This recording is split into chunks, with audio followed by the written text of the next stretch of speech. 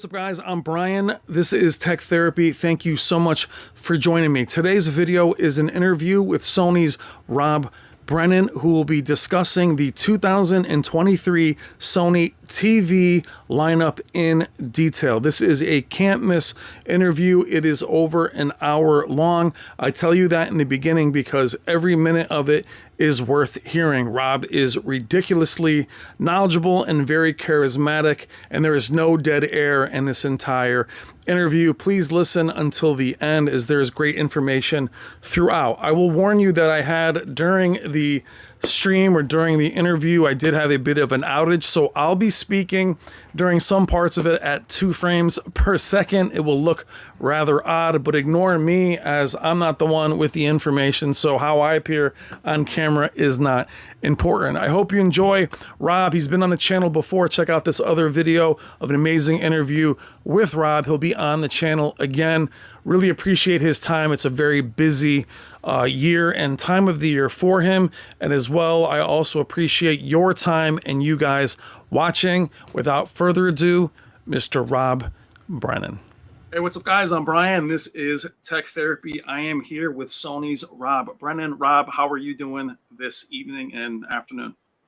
I'm doing fantastic, Brian. Again, thanks so much for having me back, on your channel. I'm looking for the opportunity to talk about our brand new 2023 televisions that just got announced a couple of days ago, and to answer your questions and your community's questions and give you, kind of all the ins and outs of what's going on.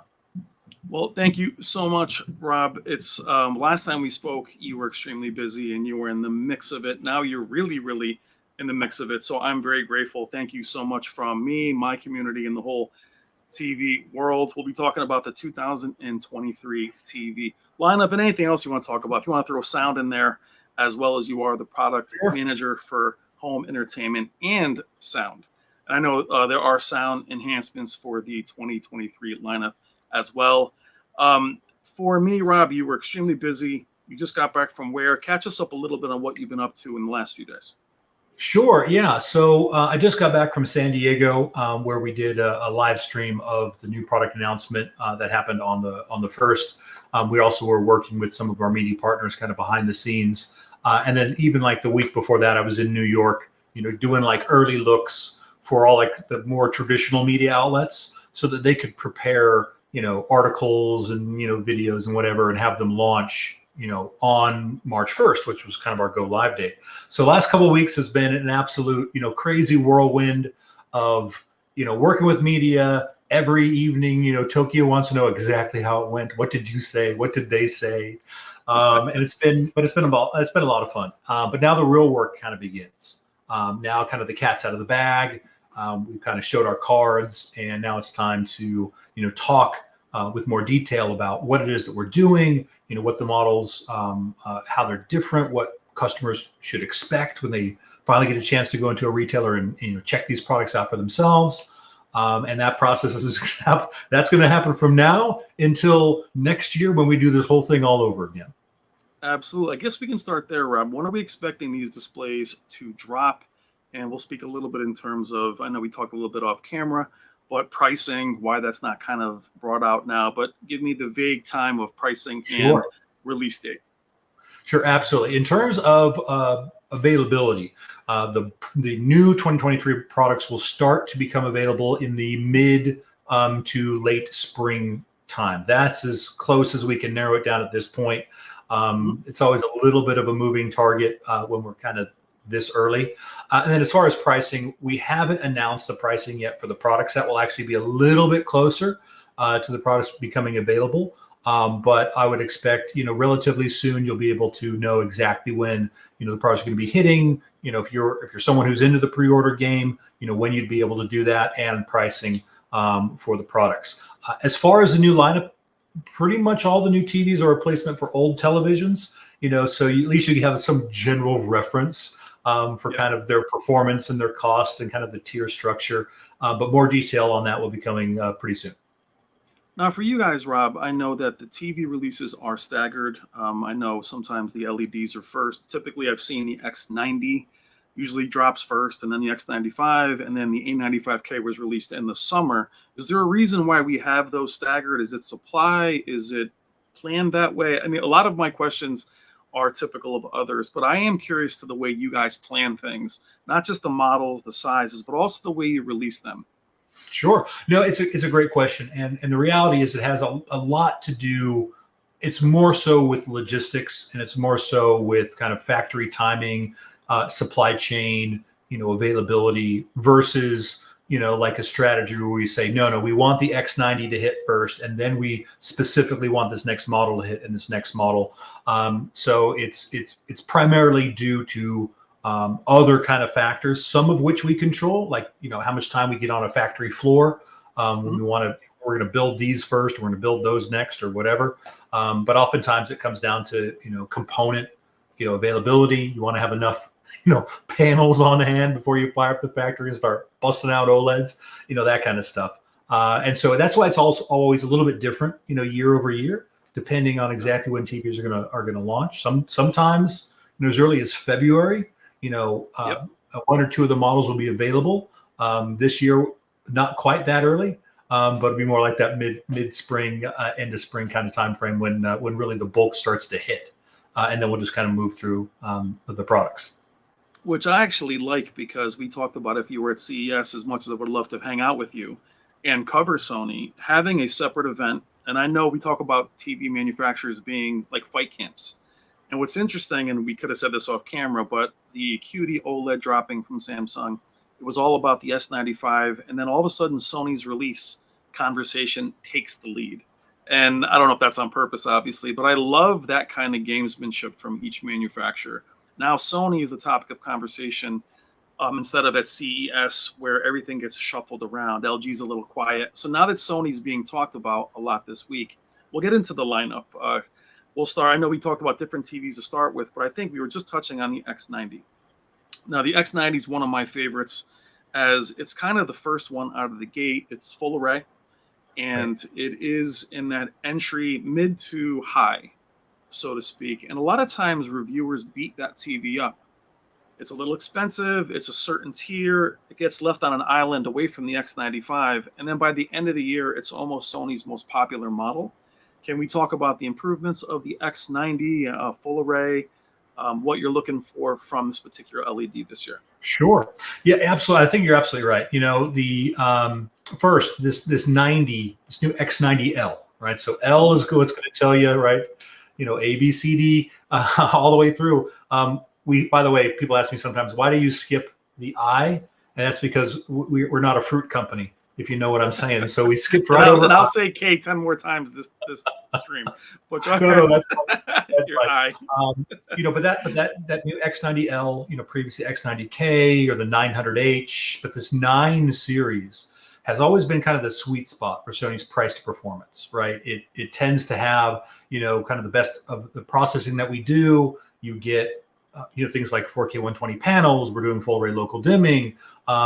It's where you get a lot of bang, right? There certainly are TVs that have, more advanced backlights or going into OLED, great. But it's like you're checking all the foundation boxes for what a really good TV should be able to do in that kind of 9 series. So that's certainly why we position it, how we position it. In terms of updates from last year, that there are a couple that I think I'm really excited about it. First, and this may not be what you thought I was going to talk about first, but it's got a new design. So there's always been a little bit of a gap in terms of like the fit and finish, kind of the premium texture, right? The tangible feeling between that 9 and a 95 or a 950 back in the day, or even an OLED. And so we wanted to kind of up the game. So instead of being a relatively thin plastic bezel that was last year, it's a much thinner and all aluminum, kind of finish. So it just looks a lot better even when it's turned off. The other thing I'm really excited about is that we're going to have it in a 98-inch screen size. So that will be the largest screen that we offer this year, the X90L in 98 inches.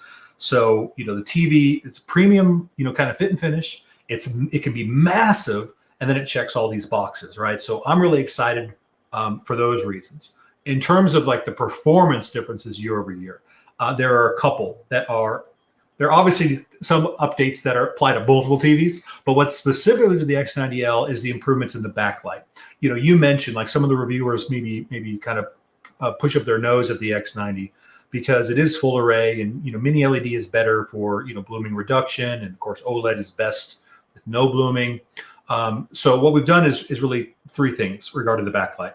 First, we've increased the number of local dimming zones. It's up to 60% more zones. And I have to say up to, because it depends on the screen size we're talking about, right? But up to 60% more local dimming zones, and then up to 30% higher peak brightness. Again, depending on the specific model, up to 30% brighter. In addition to that, we've also taken the kind of backlight control algorithm, right? XR Backlight Master Drive is, of course, the technology that we use in our mini LED televisions.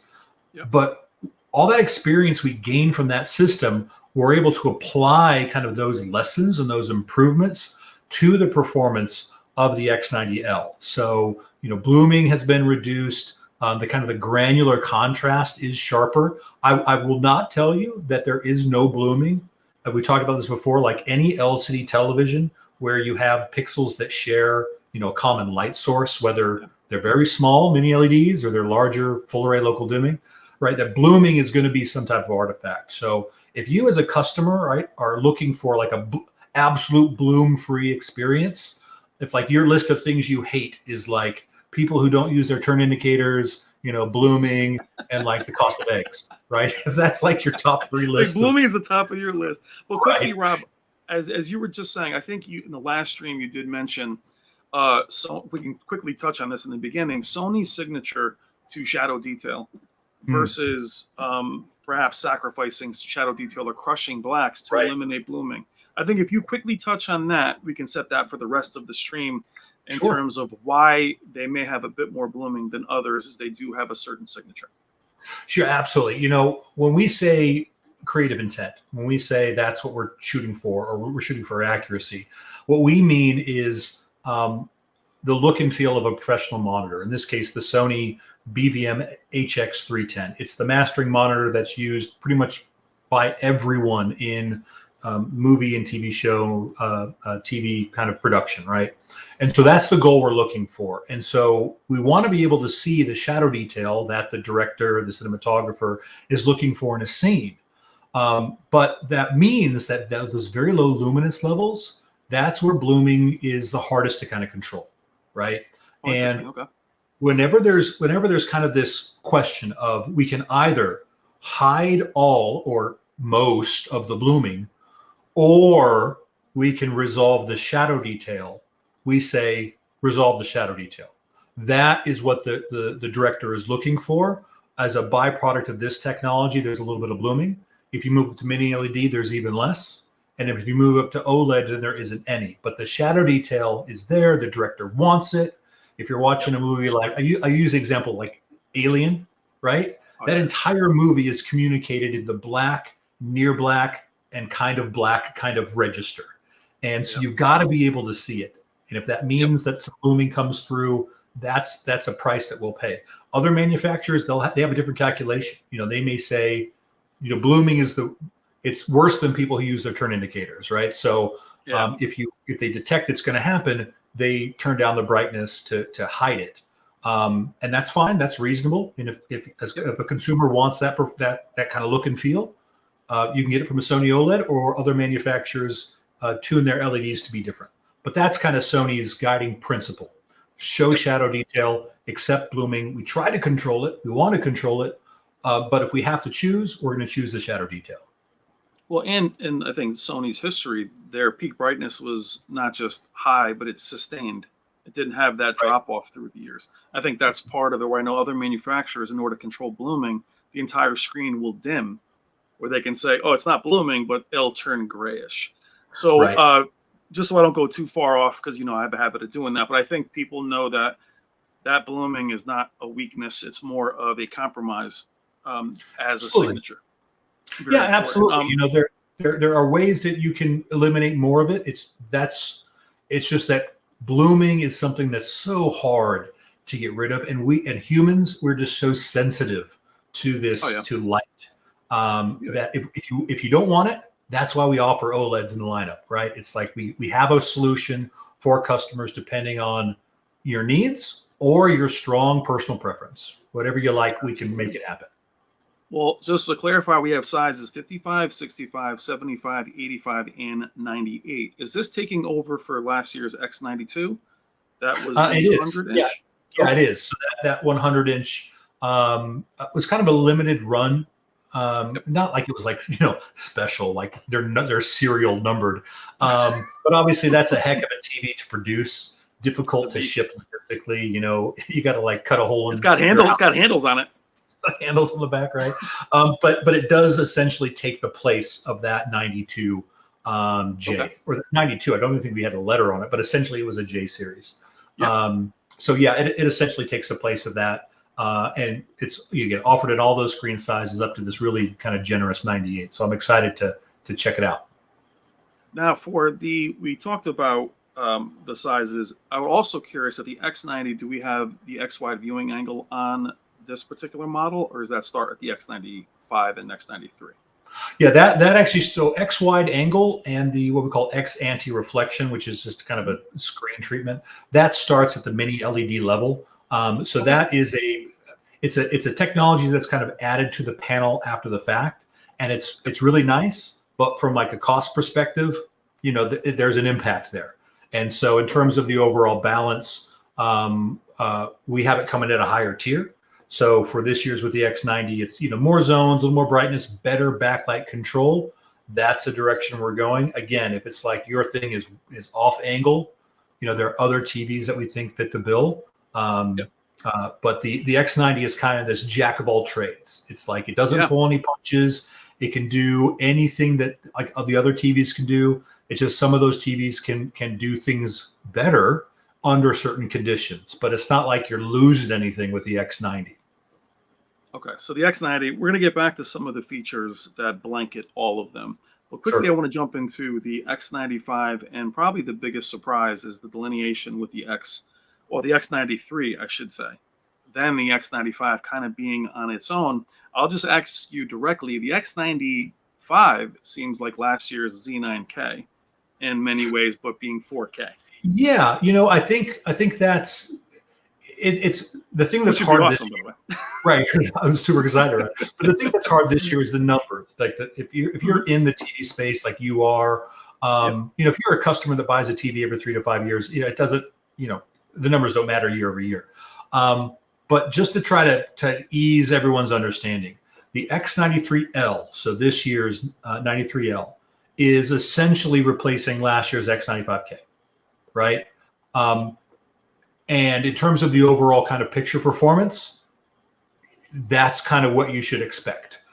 There have been some improvements to the XR processor, but for the most part, we're talking the same number of zones, the same kind of brightness, the same overall contrast reproduction, the same audio design. In fact, the same physical design, the same frame, the same stand, the same bezel. So it really is this year's updated version of the X95. The current or the new X95L, as you said, actually takes, I think, some of the technologies from the Z9, specifically like the frame tweeters for better audio, as well as gets 13% more local dimming zones than last year's X95K, right? And so, again, we're talking a little bit more ability to control zooming, improved localized kind of contrast. So if you're looking at a scene that's got a lot of highlights and shadow detail, like all intermingled together, like think a wooded area with the sun, right? So highlights and midtones and shadows, the ability to separate those is really enhanced in that television. And then a slightly more premium design, similar to the 93, but just a little more refined. But it's only available in 85-inch. So the X95 is exclusively an 85-inch model in North America. And then the X93 will be 85, 75, and 65. Well, I know a lot of people had questions on why the X95 for the first time last year skipped 55. Can you speak a little bit why we started at 65, 75, and 85 for that? Because it's a very popular, Sure. That's that would have been the flagship. It's not the flagship this year, but people were concerned. They wanted the 55-inch, and you said the X90 is pretty much the jack of all trades. Quickly, the X90 has the same, as you said, it has a different design. Does it have the 3 different stand positions for the X90, or is it just the 1 stand position? For the X90, it is a 2-way stand configuration. Okay, with so with the exception of the 98-inch. So essentially, that's just the standard position. You try to lift it up, it's going to fight you. Gravity's going to be like, no, bro, I want to be low. Well, I helped mount the X92. It was a monster. But that's 2-way. All the other models are going to be 3-way. There are occasionally, some nuance, but really there are 2 models that are odd. The 98-inch X90L is 1 stand position, and the A95L, the new QD-OLED, has 77-inch has 3 stand options, but that's only in the 77-inch. The smaller sizes are 2. So if you can remember, the biggest QD-OLED is odd. It's weird, right? And the biggest X90L is weird when it comes to the stand options. Mm-hmm. Then you'll kind of remember, I need to think about that if you're thinking, stand configurations for the 2 largest QD-OLEDs in full array local dimming. Okay. Back to processor. Is the processor the same? I know we have refinements to the processor. Does the X90 have a lesser processor? Where are we quickly with that before I move on through the lineup? Sure. Yeah. All of the Bravia XR televisions, so starting with the X90 and above, so X90L all the way through, they all have the same processor. And we update regularly via firmware update the performance of those. Occasionally, the update is significant enough, it gets a name. So this year, there is an update that we have named called XR Clear Image. And I know you asked when we were off camera. I want to talk a little bit about that. But before I do want to point this out. Of all the new 2023 models, XR Clear Image is excluded from the X93L. Right. So when I said the X93L is very similar to the X95K from last year, I mean it in a lot of ways. Right. Okay. It does have some of the other new features like gaming, and we'll talk about those, I think, a little bit later. But XR Clear Image, let me explain it. But again, not in the X93. So I still think that's a phenomenal television. I think that TV last year, the X95K, was a monster. The processor is a beast. But the other models get this extra new trick. And essentially, here's what it does. When you're watching content and it comes into the Sony processor, depending on the resolution, there are different steps that the processor will take, right? So for example, if you are watching HD content, before we upscale that to 4K and put it on the screen, we're going to perfect the HD portion of it, right? So it's a high definition pattern, recognizer. We talk about, XR Reality Pro and our database of images and textures, but they're all based on resolution, right? So we first analyze the signal as high definition, remove the noise, improve the color, and modify the contrast if we need to. We do all of that first, and then once it's clean, we then convert it to 4K, right? So here's the problem. A lot of times when you're watching content, it's already been upscaled to 4K by some other weird device. Sometimes maybe like a streaming service, because they support 4K, they just convert everything to 4K on the fly. Or like your Blu-ray player. Most Blu-ray players will upconvert whatever you're watching to the native resolution of the display, and that's a default operation. A lot of receivers, not just Sony, but other manufacturers, can do 4K upscaling. Your console, you're streaming on your console may upscale to 4K before it sends to the television. And so now the television would receive this 4K signal and it would run it through a 4K process, right, to clean it. But it's not native 4K. So XR Clear Image can determine what the original resolution of the content is. And that way, when it makes decisions, what is noise? What should I keep? What should I get rid of? What should I sharpen? What do I need to flatten? It's doing that based on the original resolution before it will then output it as 4K. So the results are that you get a better upscale that is has more detail, but also reduces the amount of noise that you see. So that's like mosquito noise, dot crawl, MPEG block noise. In my personal experience, color banding is significantly improved when you feed a TV the original resolution. So that's what XR Clear Image really does. So if you're someone who is um, uh, watching content aside from 4K Blu-ray disc, XR Clear Image is going to help you. Which is Sony's known for their upscaling, reality creation. I think the clear, some people were concerned. They thought it was the clear, like the black frame insertion from back in the day. So I think they thought that was the interesting word. So that's not going to be on the 93. Correct. That's not on the 93. Oh, is it going to be on the 90? It'll be on the 90. It'll be on the 95. It'll be on the two OLEDs, the A80L and the A95L. Why I left off the 93 though? So for the 93, in terms of the chipset, you kind of mentioned that they all have the same chipset, but there are slight differences that happen, generationally. Sometimes those are minor modifications to the hardware. Usually they're software related. For the 93L, being that it is largely a replacement for the 95K, XR Clear Image would require us to go in and basically tune the TV to work with it. So because it really is, I really want consumers to think of the 93L. I can't even get the numbers right. Think of the 93L as the 95K with a better gaming experience. Right, that's one of the big changes that we're talking about. Better kind of eco-friendly kind of behavior, and a new remote. All right, I want those things, but it's basically the picture quality of last year. Which again, I know hopefully I just sold everyone and got them excited about XR Clear Image. But even without it, that X95K, now X93L, it's a monster and it still delivers. But we now have an ability to say, if you're looking at an 85-inch specifically, we have this new X95L that can give you slightly better picture performance, about 13% more local dimming zones, and the slightly more refined design and frame tweeters. Everything just gets a little bit better, right? So that's why those two models exist in kind of the way they exist. So I'll tell you what's going to be interesting, and this is, I know, a challenge for people, is they're going to say, they get very caught up in titles and very caught up in specs and what's included. And they're going to say, well, the X90 is a lower model, but it has the feature I want. But I guess that's what you're kind of saying, is it is the something for everybody. But I know that. Well, yeah, and I think that's fair. And someone asked me this question the other day. It's between those two models, because you're getting mini LED with more zones in the 93. When you think about like the detail you see on the screen, right? It's not just pure resolution. Contrast, localized contrast plays a role. Like, I'm sure you have this experience. When you sit down and look at an OLED, it's not just the black level that makes it look different. It's this texture that you can see that you can't see on an LCD.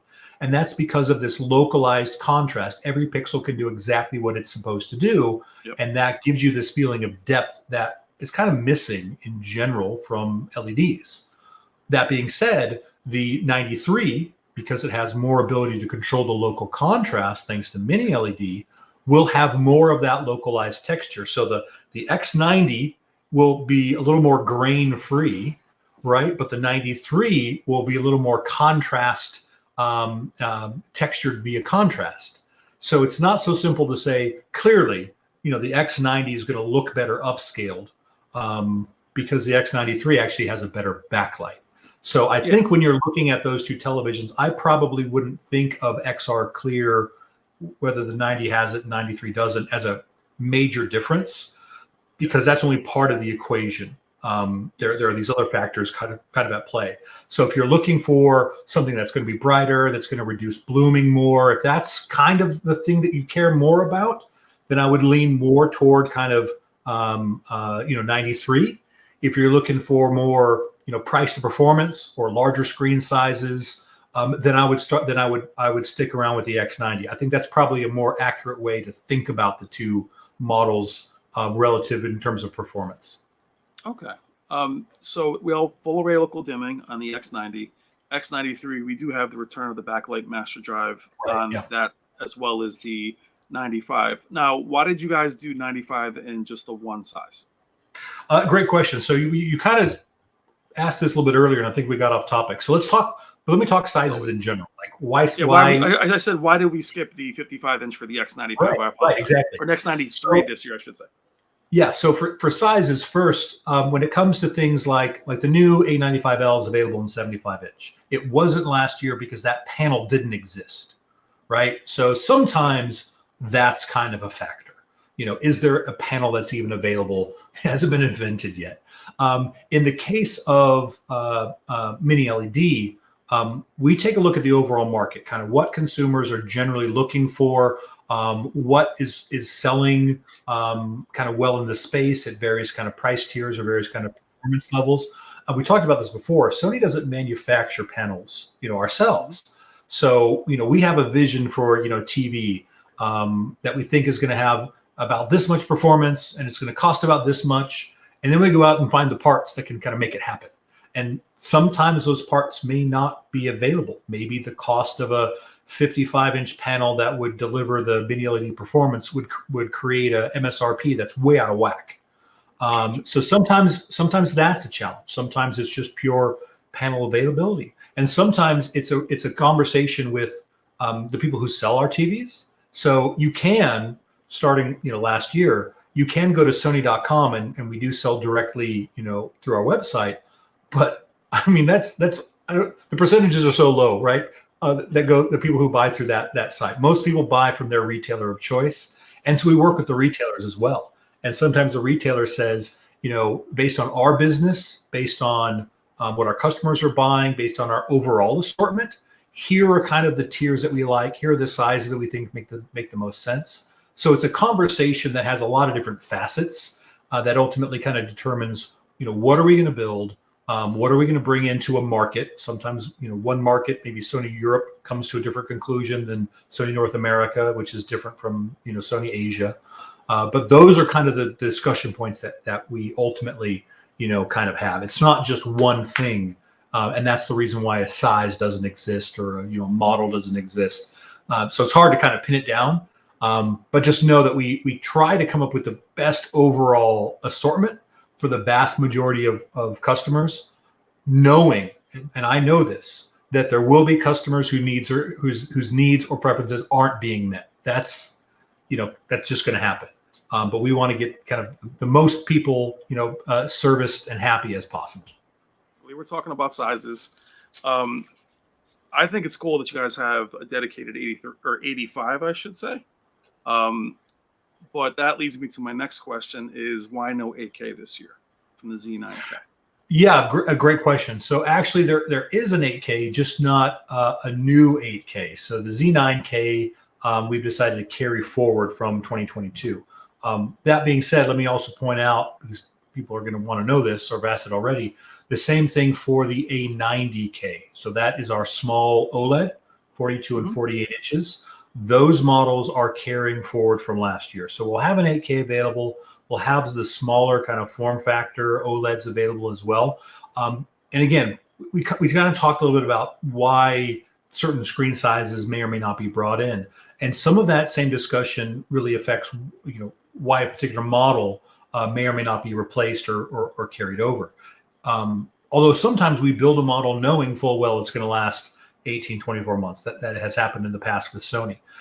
In this case, kind of like 8K and the smaller form factor OLED. I love both of those products. I'm looking at a 42-inch A90K right now as my monitor, but they're also somewhat kind of narrow in terms of customer application, right?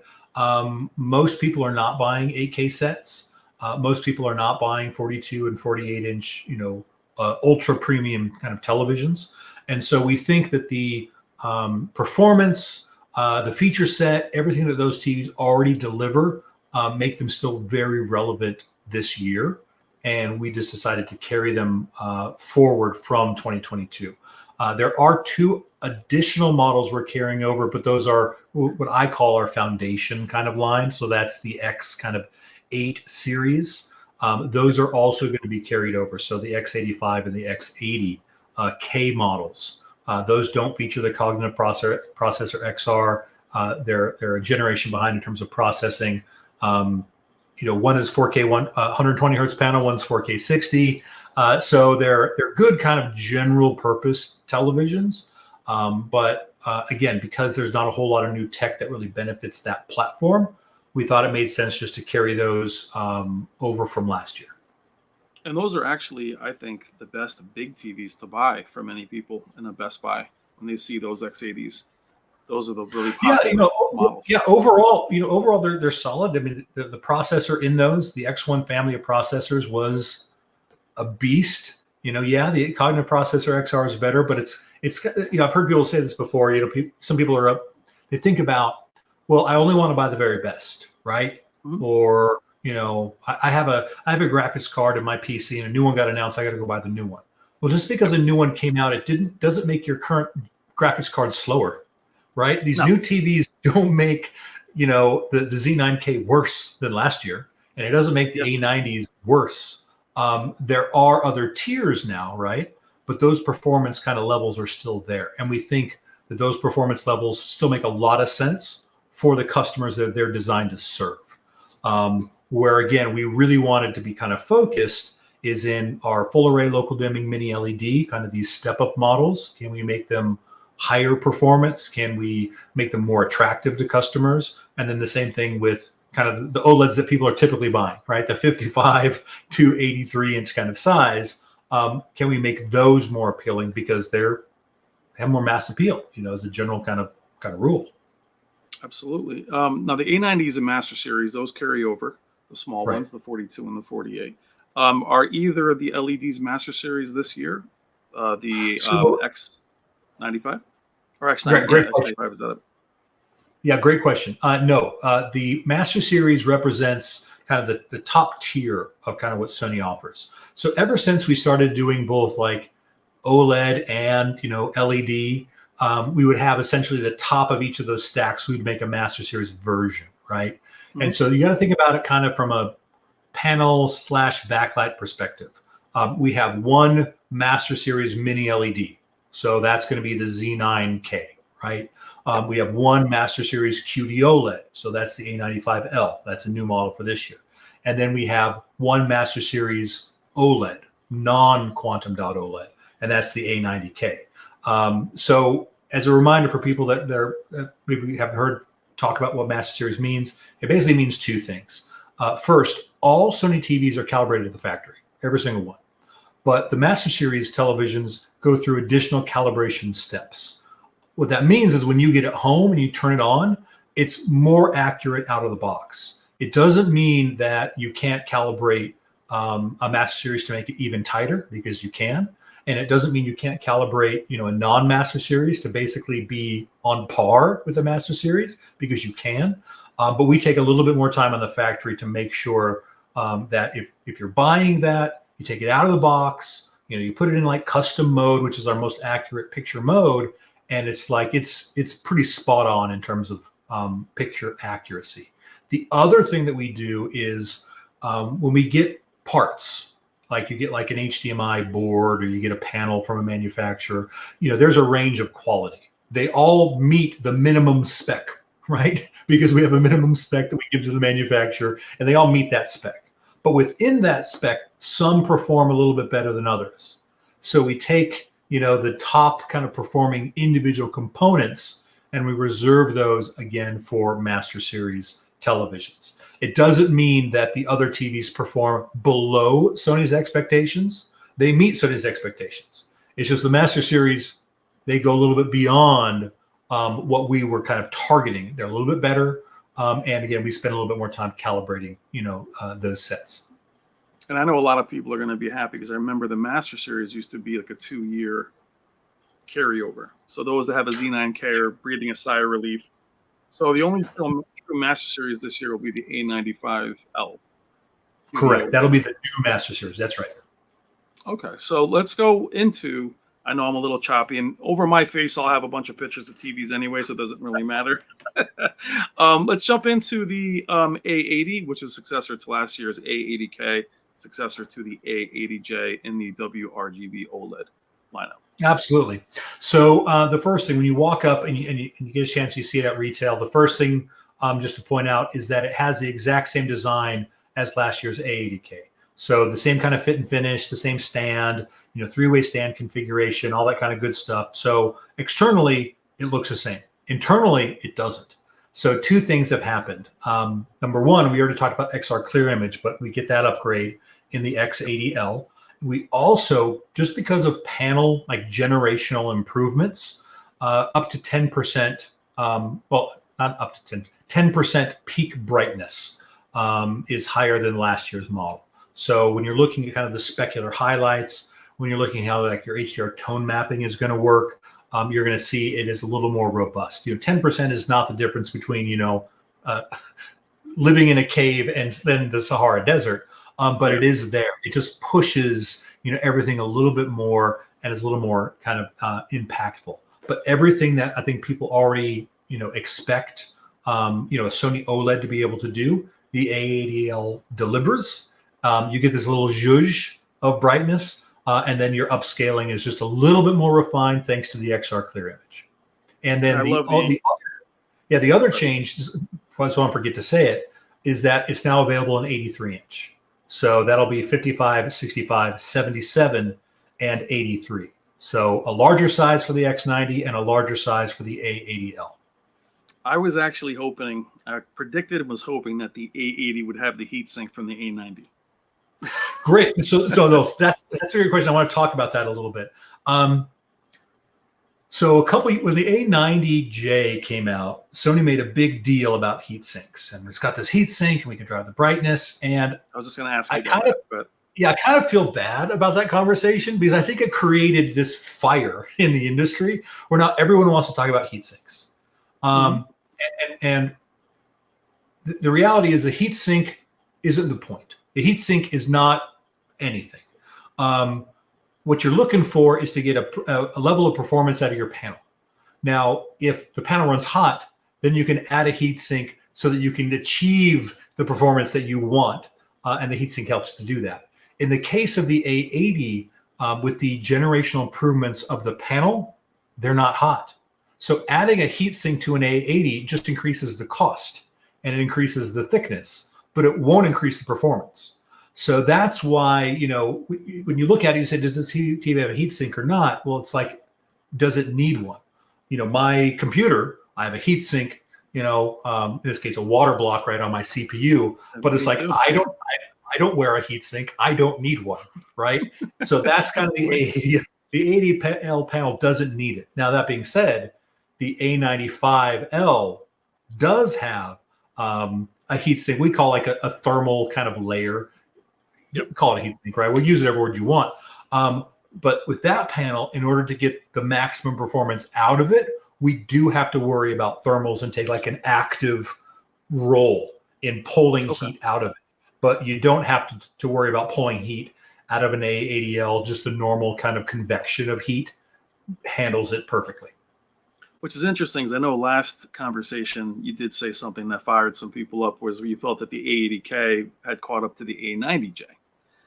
Right, and again, that was because that panel in the A90, that was a panel from 2 years ago, and so to get the performance we wanted out of that, it wasn't particularly efficient. We needed the heatsink to get the performance, but the very next year we could get the same performance, no heatsink. So it's like adding it, it checks a box, but it doesn't add performance benefits to the customer, and it just makes the TV more expensive to make. Which is so important, because I think people were really hunting down A90Js instead of taking the more cost-effective A80K. Yeah, and I mean, I get it. Sometimes it can be, and again, I think I personally take a little bit of, I made a big deal about the heatsink. And then it seemed like the very next year, every manufacturer was like, we got a heatsink too. And it's like, okay, and now we've kind of created this monster where consumers, again, are kind of assuming heatsink means performance or like number of zones. That means something. It's like, kind of, but not in the way that you think it does. If the TV needs a heatsink, it's going to get one. If it doesn't, adding it doesn't make any sense, in our opinion. That's why we don't, we don't care about making a TV that has more zones than anybody else's TV. If adding more zones isn't actually going to be beneficial to the performance, we're like, this is the point where your kind of return on investment plateaus. Yeah. And so that's where we're going to stop, because otherwise we're just driving up the cost to the customer, or making it harder to manufacture. Well, we'll segue from there right to the new star. I know we don't want to talk about flagships of lineups. I know that's not always easy to do, but the A95L is the crown jewel this year. Big crown, big crown. Yeah. The A95L has got some really exciting changes to it. The first and foremost is that it is significantly brighter than last year's A95K. And that is because of the generational improvements of the panel. So last year was the first year, QD OLED panel was available. You had some monitors that came out in the market that had it. You had a couple of TV manufacturers, including Sony, that had that panel, but it was still Gen 1, right? There's still lessons to learn, efficiencies to kind of build. And again, Sony doesn't make the display, so I can't speak too specifically about all the technical, and it'd be kind of inappropriate for me to kind of wear that hat and speak for the manufacturer. But even though I know, because you have those conversations. We hang out with those guys all the time. They're cool. But essentially, because of those just improvements generationally, up to 200%, higher peak brightness. And again, I got to say, up to 200%, you're talking on a 10% window. So when you are looking for those specular highlights, it's much brighter. And not just bright, because it's QD-OLED, as I'm sure most of your viewers, kind of learned last year, there's no white subpixel. So as we get brighter, we don't lose color information. You're not adding white, to the RGB mix and desaturating your colors. So yeah, the brightness is important, but the thing that's going to knock your socks off is the color volume that you get, and the intensity of the very bright, kind of rich, robust colors that the A95L can deliver. So from a pure performance standpoint, it is a monster. Now, again, Sony doesn't disclose exactly how bright the TV is, but everybody else measured the TV last year. And so I'm sure everyone listening to this right now, probably, or most people, knows how bright last year's model was. All you have to do is multiply that number by 2, and now you know how bright the new A95L is. Which means it's a beast. The last thing I'll say before I want to talk about one other thing is that what that means to me is that not only does it look fantastic, yes, but there was a discussion we were having as recently as last year where we would say, hey, if you're in a really bright environment, right, OLED may not be able to deliver the brightness in that space. And so for those reasons, performance only, not preference, but performance only, maybe LED is going to give you kind of a better experience. With the A95L specifically, because of the peak brightness, it hangs with LED TVs. Absolutely, wow. It hangs with them. There are LED TVs that are a little bit brighter, yes, but it's within striking distance of like some of the brightest TVs that you can buy. So if you do have a really bright space, you can feel confident an A95L will work in that location. Less so with the A80, doesn't quite have that kind of firepower. But now, if you're a bright room customer, you have some options. And you can legitimately kind of look at both TVs, regardless of your preference, but purely at performance levels. And an A95L will work in that space. The other change that you're going to notice immediately is the stand, right? So the stand, I'm going to say, was a little divisive last year for the A95K. A little bit, right? When Sony brings out like a really new, different TV, it usually comes with a new design, right? So new design concept, new kind of platform. We kind of want to make a statement about it. And that was last year. So we had kind of the big, kind of U-shaped stand that was the width of the TV, and it could be behind the screen or in front of the screen. Yep. This year, we've gone to basically a split stand design. So the stand generally is like the stands for the rest of our televisions. It can go in the standard position. It can go in the sound bar position, right? We can lift it up. Or in the case of the new 77-inch, we can do a narrow position, as well. So that's the other kind of physical change you're gonna notice when you walk up to it. It does have a lot of, maybe a half a dozen or so extra unique things that only the A95L can do. I want to run through those really quickly. These are all exclusive to the A95L. So the first is multi-view, the ability to do picture-picture side-by-side. So that would be like HDMI input and another HDMI input, or like HDMI and YouTube. So for me, that's like playing God of War Ragnarok and watching a YouTube walkthrough so I can find like all the collectibles. You can do over the air in HDMI. You can do over the air in YouTube. Lots of different kind of combinations. Additionally, you can blend the audio from the two sources together. So rather than picking, only sound from one or the other, you can combine the two, and there's essentially a slider. So I can do 90%, of my game and 10% of the YouTube walkthrough, or I can adjust it so I can hear both. So that's unique to the A95L. Another unique feature is Dolby Vision gaming. So in Sony televisions, essentially, you can support Dolby Vision, or you can support like 4K 120 VRR gaming, but you couldn't do both. So if you wanted to play a game that was in Dolby Vision, you'd be limited to 4K, 60 hertz. And that's the case for the rest of the lineup, but the 95L can do both. It can do Dolby Vision and gaming simultaneously. Another interesting feature that it has is the ability to do simultaneous Bluetooth audio and TV audio. So I can pair headphones and I can listen as loud as I want, and then the TV can be playing at the same content but at a different volume level. So I can kind of split the audio between those two devices at the same time. And then the last one is something we call calm mode.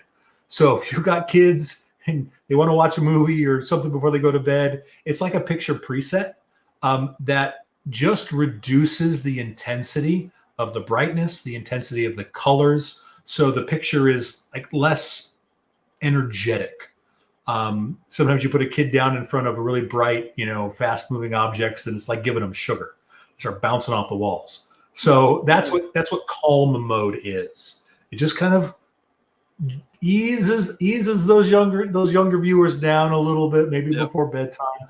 But those are all unique features to the A95L. But primarily, I know the reason why you're all listening to this and want to learn about it, because it's bright, because it's colorful, because it's a monster, and because you can get it in 77 inches. But it's got a ton of additional little things, quality of life improvements, kind of across the board. And what's interesting is I remember when the 900H launched a number of years ago, it was like the lowest tier TV of the group was the best gaming TV in terms of feature set. Right. And now the A95L is the top gaming. Quickly, we should stay with gaming towards the end here. The gaming dashboard, I know we had talked about that off camera a few months ago. I love the dashboards. For me, the black stabilizer feature where you can darken things or brighten things, I personally like it better not to brighten an image, but to darken it in some games where there's poor HDR, which is rampant, especially on PC.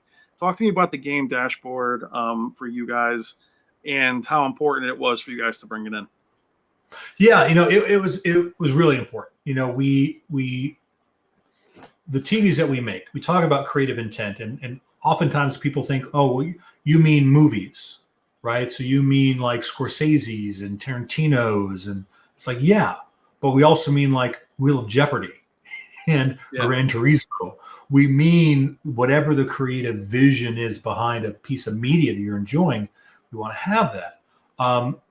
But we also felt like we could do more for gamers, right? We wanted to add some additional gaming features. We want to make it easier for gamers to interact with those features. And that's where this new game menu, kind of comes from. So when your TV's in game mode, right, there's a new button on your remote. This is actually last year's remote, but this 1, 2, 3 button from last year is now a wrench. And it says menu. And when you press it in game mode, it's going to access this game menu. If you're in any other picture mode and you press that button, it's going to act like the 1, 2, 3 button does today. It'll bring up the number pad and like the colored buttons, right? And so the game menu is going to appear at the bottom of the screen.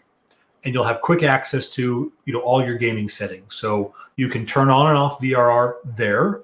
You don't need to go into system, channels, external inputs, Enhanced. HDMI, turn it off, right? It's right there, toggle. There's motion blur reduction. Now, those are mutually exclusive technologies because motion blur reduction is essentially using a combination of either backlight manipulation, like blinking, or black frame insertion to remove motion blur. And so you can't run variable refresh rate if you're inserting black frames, right? Those two ideas, don't work together. But you can choose one or the other. So, tear-free gaming, VRR. If you're getting, excessive motion blur, you can turn on the motion blur reducer, right? Then you have what you mentioned, the black equalizer. So this is the ability to adjust the black floor for your content. So if you're playing, the joke I made to all the media, is if you're playing the Dead Space remake and it's a little too scary, right? You can make it so the necromorphs aren't as hidden in the shadows. If you're playing a competitive game, you can make it easier to see your opponents if you're playing in night and maps or whatever. Or for me, I'm a big trophy hunter, achievement hunter. Like every collectible in a game I want to go after, and sometimes it's hard to spot things depending on where you are in a game world. So you can adjust levels, and it goes from off to minimum or low, medium, and high, right? So you can kind of toggle it on and off rather than going into the settings again and making a change and then coming back out. You can quickly tap through it and say, is one of these better for this boss, for this level? And you can pick the one you like and then go about your kind of gaming experience. After that, we have persistent crosshairs. So if you're playing a game, whether it's a shooter or even an action adventure game where they don't have kind of a crosshair, and you prefer to play that way, or you feel it gives yourself a competitive advantage, there are 6 crosshairs you can pick from. 3 are the actual cross, and 3 are just dots. And so you can pick that, and it overlays on the screen for any game that you want. The last one, but I want to point out this last one won't be available at launch depending on the model. So this will be coming over the air via firmware update. Again, some of the models, depending on when they come out, it may be in there, but right now we're just saying it's over the air kind of update, is a screen size adjustment or screen resizing. So the idea there is you can take the image and reduce it. Now that might be, you might be thinking, why the heck would I do that? I just spent my rent money on an 85-inch TV. Why do I want to play on a small screen? Clean it up though. Right. So for me, I got this, again, 42-inch A90K. It's sitting here, and the distance I'm sitting at, it kind of works. But it also means that if I'm playing a competitive game, it's a little too big for my 2 feet viewing distance, because I have to move my eyes and my head a little bit to see the top left corner. Maybe there's a mini map up there. I got an ammo count up here. Down at the bottom, I've got my special abilities on cooldown, and so it's a little too spread out. I can move back and do that if I want to move my couch, or I can just reduce the screen size a little bit until it's comfortable for the game I'm playing. So if I'm playing a super immersive title and I want to be overwhelmed and feel like I'm in the game world, leave it big, enjoy yourself. But sometimes, especially for a more competitive advantage, smaller might be better. Here's my one anecdote on it. When Horizon Forbidden West came out, I'm a huge Horizon. I'm super hardcore fanboy. Until you're a gamer, my friend. Right. Well, it's my Alo is my girl. Right. So I went up into my theater room, plugged it into my projector, 130-inch screen, sitting 13 feet away. And it was like, this looks amazing, but it is terrible to play. It is too big. It's like I'm trying to keep track of the machines. I got to keep track of my abilities. I'm trying to target the special areas of the machines to shoot off parts. It's like it's too much. So I brought it down here and I played on this 42-inch and even a little bit on a 27-inch, and I was much more in control of that experience. So there's a time where big movies don't necessarily translate to games on that same scale. So the screen size adjustment just gives you flexibility. You can reduce it, you can make it smaller, more concentrated, more condensed. You set kind of the size, and then you can toggle it on and off. So you can quickly go from full to whatever the reduced size you're looking for is. Now on console, a lot of times that's upscaled resolution. Will that screen size change the pixel density a bit and clean it up, or will it change the resolution? Well, it absolutely will change the resolution of what's on screen, right? So your 4K TV has 4K worth of pixels, right? Yeah. So if you reduce, the picture down, so it's, only using half of those pixels, like 50% of the screen size, then you're not going to be looking at 4K in terms of raw picture count.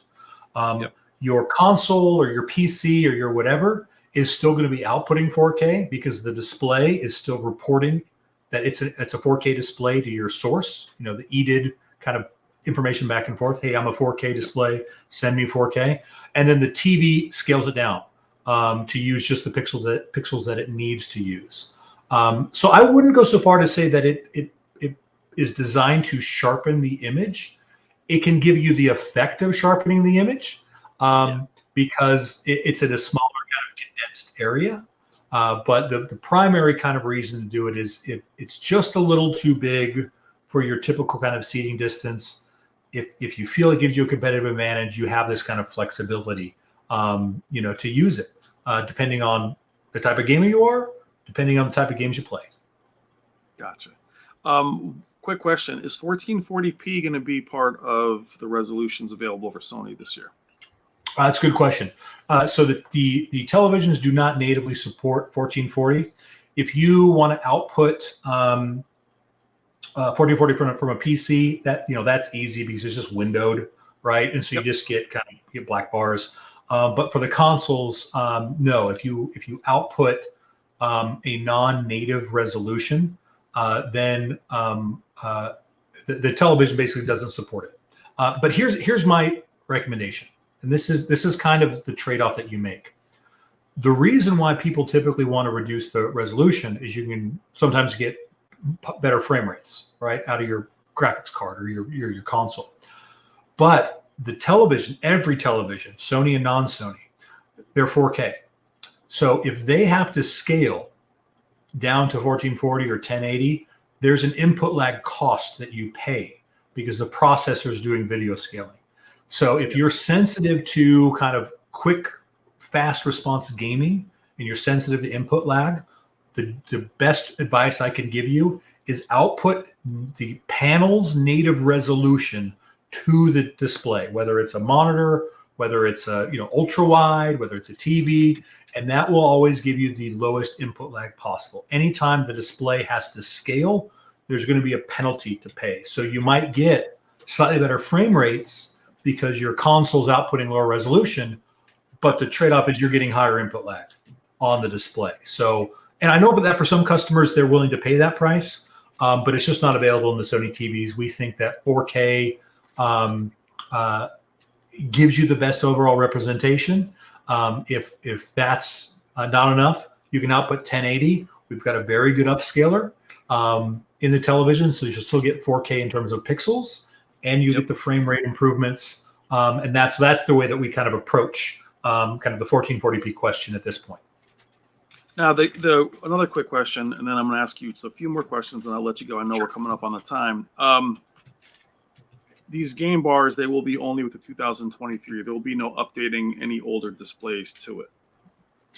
Yes, the game bar, the XR Clear, aside from the X93, those are all features that are going to be in the new 2023 lineup. Now, we obviously always strive to keep our older televisions, customers who put their faith in us and put their money right in our pockets, want to make sure that we continue to support them. So where we can, we always look at being able to bring improvements to older televisions, whether it's working with Google for the operating system or in this case, some of these features. I'm not in a position where I can promise that game bar or game menu is going to come to older televisions. Understand that I hear you. Yep. Sony hears you, and we absolutely talk about these things and try to, like I said, give the best experience even for customers that have purchased last generation televisions. Or if you go out now and you want to do what I do with this 42-inch A90K, and you're like, yeah, but that game menu sounds awesome. What about me? Know that we're thinking about you. But at this point, I don't have anything I can share publicly, and I can't promise what we can or can't do. But just know that I hear you. I hear you. So it's not a no, it's not a maybe, but it's a possibility. You never know. Like I said, I can't disclose things that until they're kind of formal. And in the world of technology, there are oftentimes there are things that you want to do real bad, and then some technology hurdle like just stymies you. And so I never want to be in a position where I'm promising a customer, it's like, yeah, you'll get it. Trust me. Go ahead and buy it, and it'll be fine. It'll be there. People can get burned that way. So just know that we take that stuff very seriously. We talk about those kind of features and technologies. And if it changes and we have something coming, I'll be happy to come back on here and talk about it. Absolutely. One question for me too, Rob, quickly, is the contrast booster, I think, is an interesting technology. And I saw that in a couple of the videos where it was in different strengths, contrast 15, 20. Can you speak on that quickly, what that is? And I believe that's for the LEDs only. Correct. For the OLEDs, we just call it OLED XR contrast. And it's really just kind of how the software is going to handle it, because, the panels are similar. In the case of the XR contrast booster, 10, 15, or 20, and that's the X90 to the X93 to the X95. Think of it like shorthand, right? It's not that the 15 is 50% better than the 10, and the 20 is twice as good as the 10. We put those in as kind of shorthand, easy way to communicate to people who sell our products or talking to customers or customers directly, so they understand kind of the relative difference. It's a combination of a couple of things. Typically, the TVs are getting brighter, right? Typically, the TVs, because of how the backlight works, not just the number of zones, but whether it's mini LED or full array, how they operate, how the overall contrast is different or better in general from one to the other. But I don't want you to think about those numbers as actual mathematical percent increases. It's kind of relative differences between the TVs. So in terms of the overall contrast, which is a relationship not only between is it brighter, but also is it better at being darker, right? You have at the top the 95L. Below that, you have the 93L, and then below that, you have the 90L. Now, that being said, I'm going to give you one more kind of fun anecdote. I mentioned a few weeks ago we're in New York, and we have kind of traditional kind of media coming in and doing this first look. More than one person, because we started with the X90, they assumed we were starting with OLED, and they're like, "We love this OLED." And I'm like, "That's not OLED. Oh, that amazing. Is not." Now I don't want to give people the impression that means like X90 means Rob Brennan said X90 has no blooming. That's not what I'm saying. Yeah. But it is significantly better than last year. And I personally would be willing to put Sony's X90L up against other manufacturers' mini LED. I think our algorithm is that good. I think our kind of focus on creative intent is that kind of focused, that it punches above its weight class.